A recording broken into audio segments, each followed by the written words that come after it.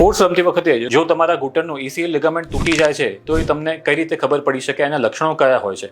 તો પહેલાં તો ECL લિગામેન્ટનું કાર્ય શું છે એ આપણે જાણવું જરૂરી છે. અમારી પાસે આ ઘૂંટણનું મોડલ છે. બરાબર ઘૂંટણના મધ્ય ભાગમાં આગળની તરફ ECL લિગામેન્ટ આવેલો હોય છે. આ ECL લિગામેન્ટ ઘૂંટણના નીચેનું હાડકું છે, જે આપણે નળાનું હાડકું કે શિન બોન કહીએ છીએ, એ હાડકાનું ડેલી એક્ટિવિટીઝ દરમિયાન ફોરવર્ડ ટ્રાન્સલેશન પ્રિવેન્ટ કરે છે અને ઘૂંટણને સ્ટેબિલિટી આપે છે. એટલું જ નહીં, ECL આપણા ઘૂંટણને રોટેટરી સ્ટેબિલિટી એટલે ડે ટુ ડે લાઈફમાં એક્ટિવિટીઝ દરમિયાન જે ઘૂંટણનું રોટેશન થતું હોય એ દરમિયાન પણ સ્ટેબિલિટી પ્રોવાઈડ કરે છે.